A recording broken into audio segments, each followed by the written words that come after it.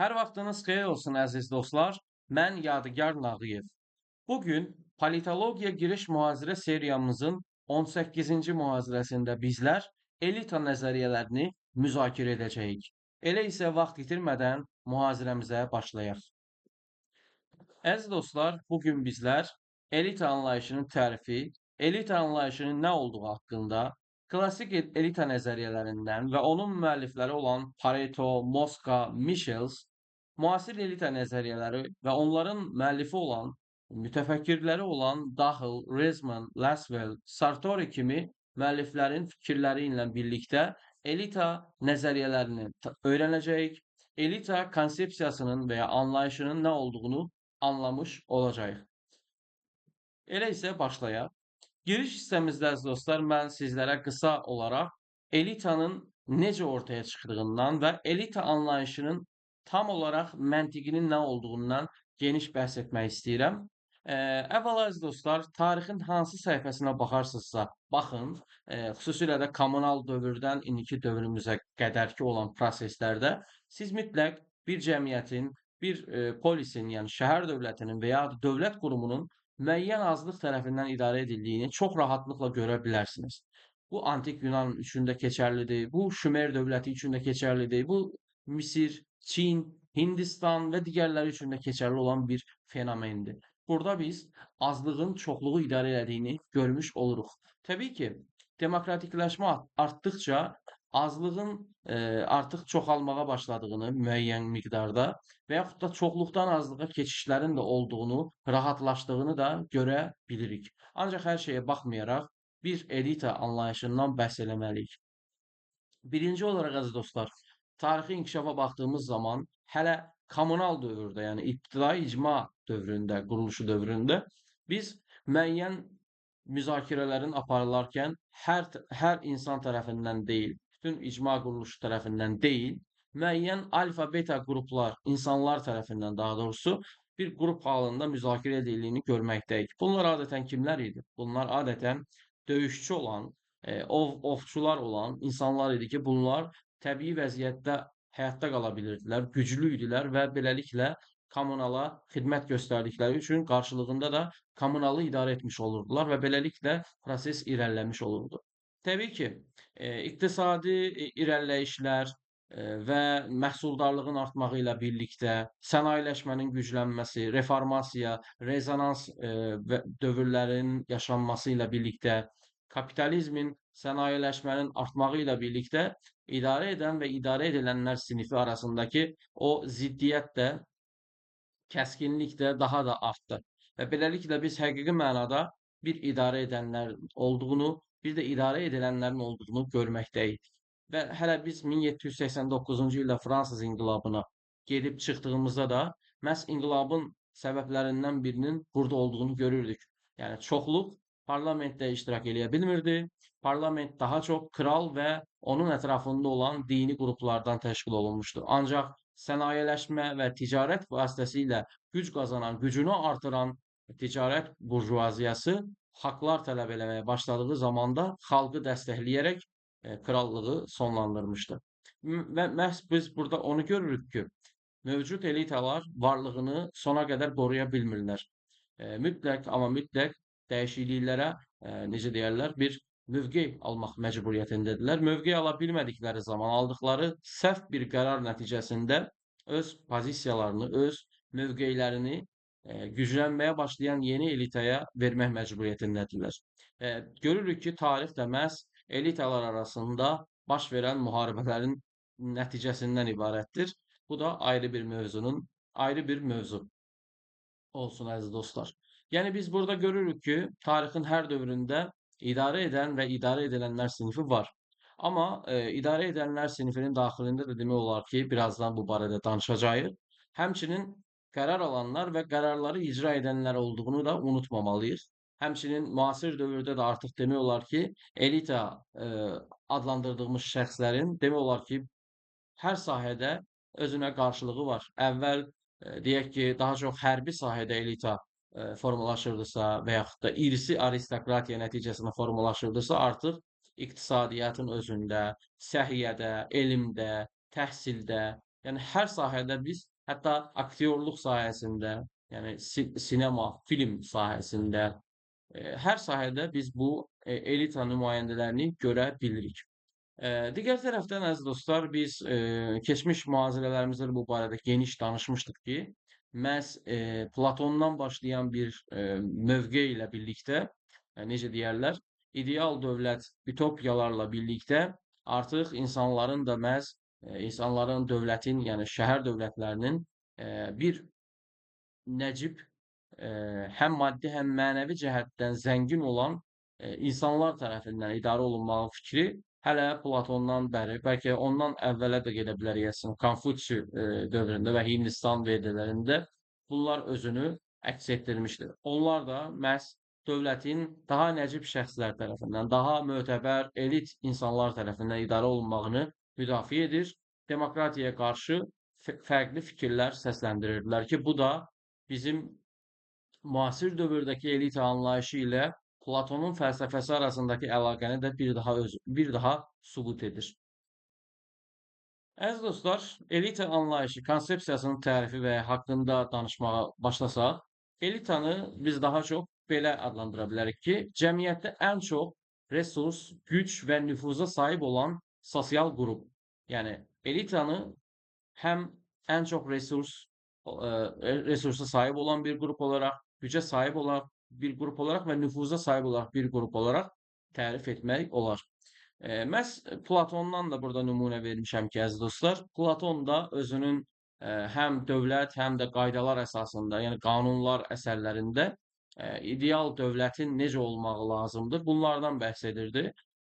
Dövlət əsərində daha çox döyüşçülər içərisindən çıxan filosofların dövləti idarə etməsini istəyirdi. Ancaq artıq e, qanunlar və ya qaydalar əsərində isə Platon aristokratiya, monarxiya və demokratiyanın qarışıq bir karma halında olan dövlət idarəçiliyini müdafiə etmək məcburiyyətində qaldığını bizlərə öz kitabında çatdırırdı.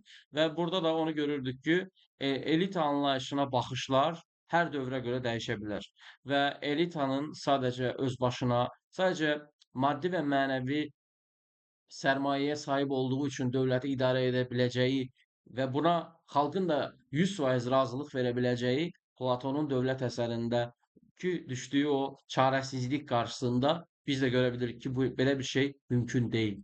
Platon da məhz bunu hiss etdi və beləliklə qanunlar əsərində, Nomois əsərində bu etdiyi səhvi etiraf eləyərək artıq qurula biləcək ən ideal olmayan, ideala yaxın olan dövlət fikrindən bəhs edir ki, qurula biləcək ikinci real dövlət deyə səsləndirə bilirik. Ya bu onu göstərir ki, həqiqətən dəyişən bir fenomen var, dəyişən bir siyasi fəlsəfə var, siyasi tarix var, insanlıq var. Bunun qarşısında biz klassik fikirləri çox müdafiə edib də o dövrdəki fikirləri davamlı müdafiə edib onu saxlaya bilmərik. Dəyişiklik və dəyişikliyə necə deyərlər, uyğun fikirlər səsləndirməliyik. Laswell, məsələn, elitləri dəyərlərdən ən çox pay alanlar kimi təsvir edir. Xatırlayın əziz dostlar, biz hələ siyasətin tərifini verərkən, iqtidarın tərifini verərkən bunlardan geniş danışmışdıq. Və orada qeyd etmişdik. Məsələn, Schmidtin fikirləri var idi. Schmidt nə deyirdi? O da deyirdi ki, müəyyən azlığın, yəni hər kəs üçün necə deyərlər, razılıq verilməyən, hər kəsin əl çata bilməyəcəyi şeylərdə Karl Schmidt qərar vermə qrupuna sahib olanları iqtidar adlandırmışdı, siyasi iqtidar adlandırmışdı. Yəni burada gördüyünüz kimi əvvəlki mühazirələrdəki verdiyim məlumatlar tamamilə bir-biri ilə əlaqəlidir. Siyasi elm məhz belədir, sosial elmlər də belədir. Bir anlayış digər anlayışı tamamlayır. Burada da Laswell məhz əvvəlki o klassiklər kimi bir fikirdən səsləndirərək dəyərlərdən ən çox pay alanlar kimi təsvir edir. Hətta burada David Easton da məhz bu fikri səsləndirmişdi, xatırlayırsınızsa. Biz mütəfəkkirlərimizlə gəlin daha yaxından tanış olaq. Klassik elita nəzəriyyələrindən birini müdafiə edən mütəfəkkirimiz Wilfredo Pareto'dur. Pareto cəmiyyəti qeyd elədiyim kimi idarə edən azlıq və idarə olunan çoxluq olaraq göstərir. Yəni cəmiyyət bundan ibarətdir. Elitaların dövranı kimi özünə məxsus bir açıqlaması var. Həqiqətən mən bu açıqlamanı qəbul edirəm və doğru hesab edirəm. Çünki bu açıqlama özü özlüyündə həm Platonun dövr sirkulyasyon dediyimiz o dəyişiklik planını özündə ehtiva eləyir, həm də aristokratiyanı. Hətta biz daha qədim Romaya getsək, orada Polibosun da buna bənzər bir açıqlamaları var idi ki, o dövlət idarəçiliyinin müəyyən dövrlük göstərərək, dövran eləyərək hansı vəziyyətə gəldiyini göstərirdi ki, müəyyən əl dəyişdirməlidir, müəyyən insanlar hakimiyyətə gəlməlidir və hakimiyyətə gələn insanlar o qədər güclü olmalıdır ki, özlərinə qarşı gələn təsirləri azaltsınlar, minimalist etsinlər. Amma edə bilməyəndə nə olurdu? Bir hakimiyyət gedirdi, bir hakimiyyət gəlmiş olurdu. Və burada da biz görürük ki, Pareto da məhz bunun üstünə dayanaraq deyir ki, dinamik bir vəziyyət var elitada. Zəif elitalar gedir, yenilər gəlir. Əgər gedə bilməyəndə nə olur? Gedə bilməyəndə də inqilablar yaşanır. Məsələn, elita tipləri olaraq, məsələn, Pareto hiyləgərlər, tülkülər olaraq və aslanlar olaraq bildirirdi və qeyd eləyirdi ki, elitalar iki növə ayrılır, bir daha deyək. Bir elita var ki, hiyləgərliklə xalqın razılığını qazanmağa çalışır və ya öz oponentlərini belə deyək, rəqiblərini, müxaliflərini müəyyən vədlərlə, müəyyən hiyləgərliklə susturmağa çalışır və bunda qalib gələ bilir. Digər tərəfdən məsələn aslanlar var. Bunlar gücü simvolizə edirlər. Aslanlar da məhz özünə qarşı gələn təhlükələri müəyyən avtoritar yollarla yox edir. Onları belə hərəkətsiz buraxırdılar özlərinə qarşı riski ən aza çəkmək üçün. Amma Pareto deyir ki, elita sadəcə hiyləgərlik, tülkülük edərək öz varlığını qoruya bilməz. Və yaxud da bir elita sadəcə aslanlar kimi davranaraq qarşı tərəfə sərt həmlələr ilə onu sustura bilməz. Bir elitanın dinamik bir şəkildə öz varlığını qoruya bilmək üçün həm tülkü olmalıdır, həm də aslan olmalıdır. Bu iki funksiyadan birini daşımaq yetərli, kifayət deyil. Onun üçün balanslı bir şəkildə sabitliyi qorumaq üçün taraz bir hərəkətə və xarakterə sahib olmalıdır. İkinci mütəfəkkirimiz də Giacomo Moscadır. Buna bəziləri Azərbaycanda Gaetano Mosca da deyənlər var, Gaetano Mosca da deyənlər var. Yəni onu bildirib. Mosca deyib keçəcəyik. Mosca idarə edici sinif olaraq bunu adlandırır. Məsələn, bir var ki, idarə edənlər, bir də var idarə edici sinif. Yəni burada da aralarında fərqlər var ki, məhz Mosca'ya görə idarə edən azlıq var və idarə olunan çoxluq var. Bu klassik olaraq qəbul edilən bir şeydir. Amma burada məsələ ondan ibarətdir ki, Moskvada həm də idarə edilənlər arasında da iki yerə bölünür. Yəni idarə edənlər var, idarə edənlərin əmrlərini icra edənlər var. Bu sonrakı müəlliflərimizdə də ortaya çıxan bir anlayışdır. Məsələn, siyasi formuladan bəhs edir Moskva və deyir ki, elita öz hakimiyyətini qorumaq istəyirsə, legitimlik mövzusunda da bu barədə danışmışdıq, xalqın razılığını almalıdır. Əks halda, yəni sadəcə xalqın razılığını almadan gücü olduğu üçün varlığını qoruya bilməz. İnsanları hər gün öldürdüyü üçün, həbsə atdığı üçün, asdırdığı üçün, necə deyərlər, varlığını qoruya bilməz. Xalqın ən azından 51%-nin dəstəyinə ehtiyacı var ki, o 49% o 51%-in yanında çox da təsiri ola bilməsin. Və buna görə də legitimlik vacib amillərdən biridir. Roberto Michels var. Məsələn, Michels də bizim daha çox dövlət idarəçiliyi ixtisasında təhsil alan dostların tanıdığı bir mütəfəkkirdir. O da qeyd eləyir öz oliqarxiyanın Dəmir Qanunu əsərində ki, məhz əslində burada Tunç qanunu deyənlər də var. Onu da qeyd eləyim. Sonra belə də deməyin. Bəzilərinə görə oliqarxiyanın Dəmir qanunu olaraq keçir, bəziləri isə oliqarxiyanın Tunç qanunu olaraq da keçir. Bunu qeyd eləyim. Burada da deyir ki, Roberto'nun əslində Michels'in dediyi arqumentlər çox tutarlıdır. Yəni müasir dövrdə demək olar ki, biz bunu çox rahatlıqla görə bilirik. Məsələn, necə görürük? Bir demokratik kütlə partiyası var. Xatırlayın siyasi partiyalar mövzumuzdan. Kütlə partiyası xalqın səsini toplayır, xalqı ətrafında mobilizə eləyir, yəni səfərbər eləyir və müəyyən istiqamətdə gedir.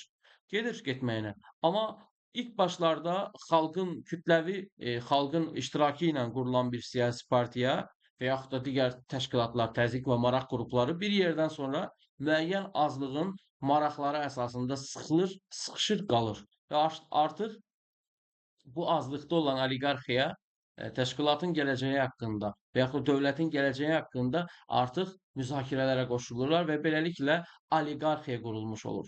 Və oliqarxiya qurulduqca da demək olar ki, xalqın çox da maraqları, yəni çoxluğun maraqları çox nəzərə alınmır. Azlıq öz hakimiyyətini qorumaq üçün özləri daxillərində müzakirələri aparırlar və beləliklə demokratiyadan biz oliqarxiyaya keçişi görmüş oluruq. Hər nə qədər diskursda, yəni sözlərində demokratik olsalar da, sosialist olsalar da, amma reallıqda bunun belə olmadığını Robert Mises çox rahatlıqla göstərir.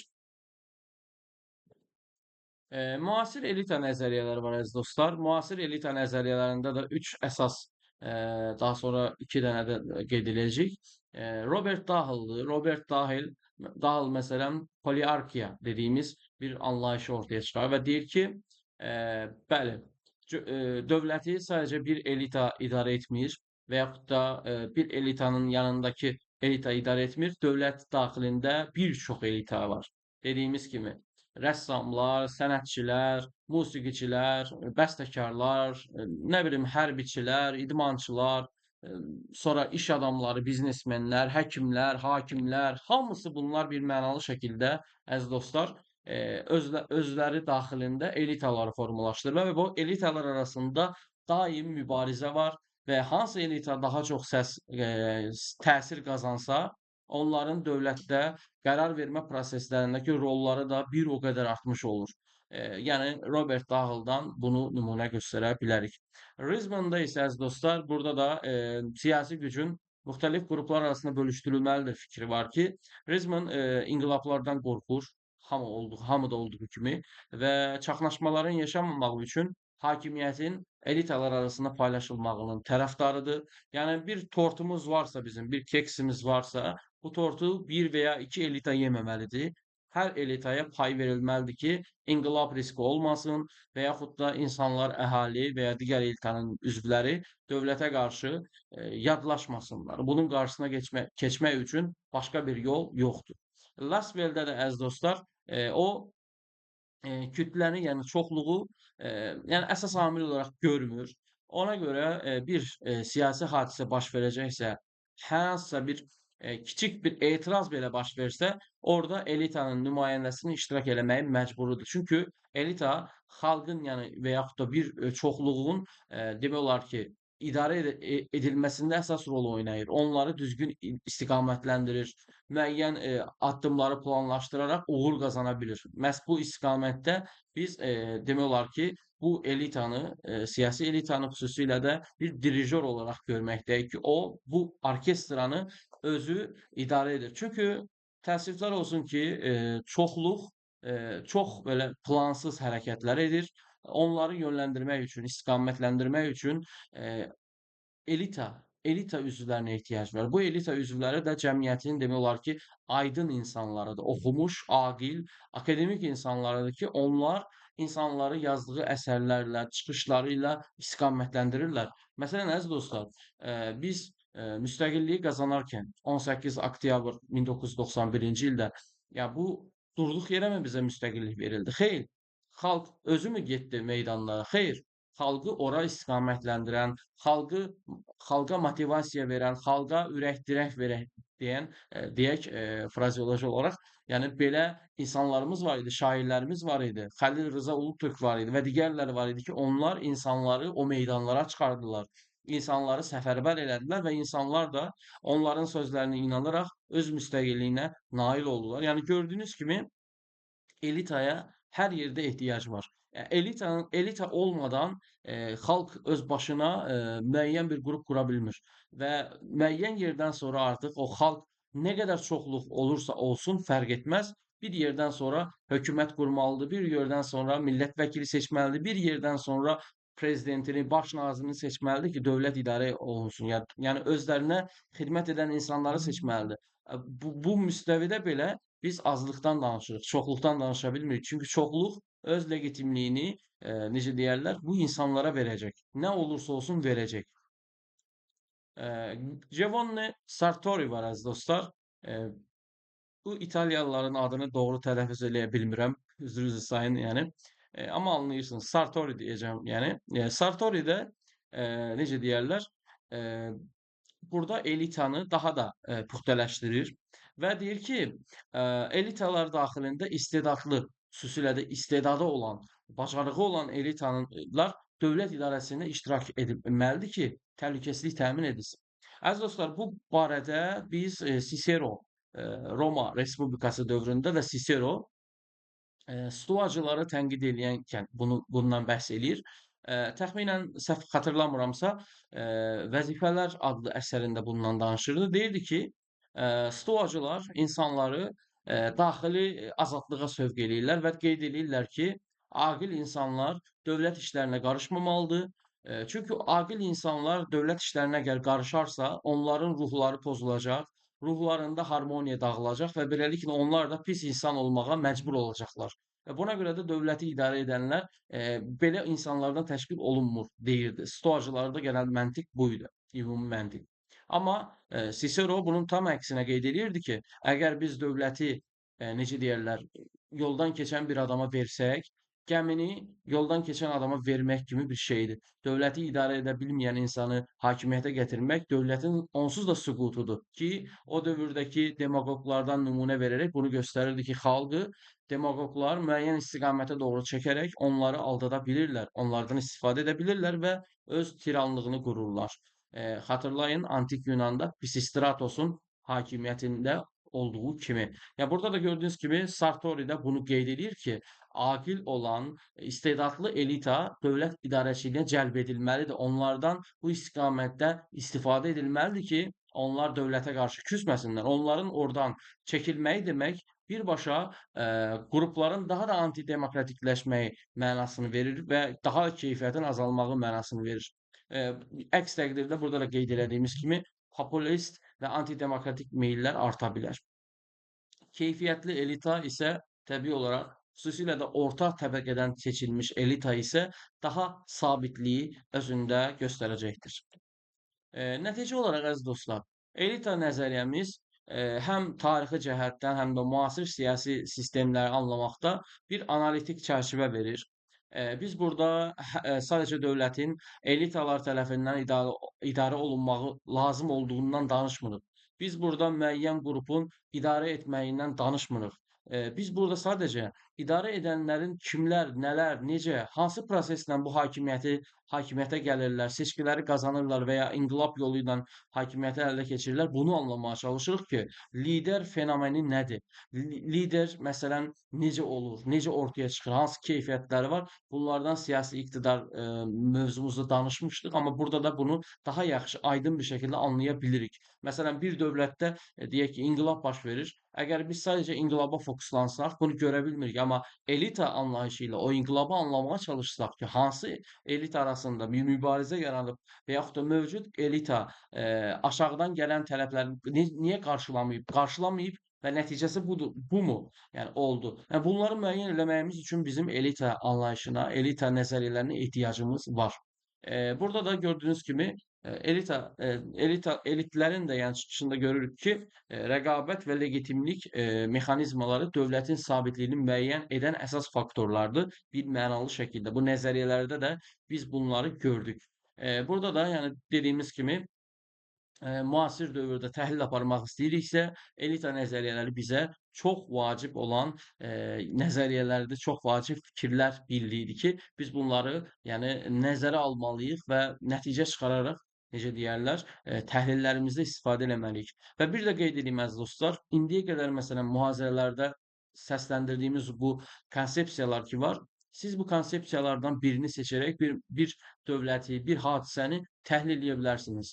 Əgər edənlər varsa, mənə şərh yerində yazsınlar ki, mən bu sahədə bu konsepsiya ilə bu problemi açıqlamaq istəyirəm, mənə kömək edin. Mən yenə də o adama, o tələbəyə, o kimsə, vətəndaşımıza kömək eləyərəm ki, necə açıqlaya bilərlər. Yəni bu istiqamətdə də addımlar atmaq istəyirəm, amma təəssüflər olsun ki, tələb olmadığı üçün mən də heç bir şey edə bilmirəm. Amma yox, müəyyən fikirləriniz varsa tədqiqat metodlarında, bir məsələ ətrafında xahiş edirəm mənə yazın ki, mən də sizə dəstək ola bilim əlimdən gəldiyi qədər. İzlədiyiniz üçün təşəkkür edirəm əziz dostlar. Növbəti mühazirələrdə görüşmək ümidi ilə. Əgər videonu, mühazirəni bəyəndinizsə, bəyənməyi, paylaşmağı, şərh yazmağı zəhmət olmasa unutmayın və ən əsası kanala abunə olun. Yaxşı günlər, xoş günlər. Növbəti mühazirədə görüşmək ümidi ilə.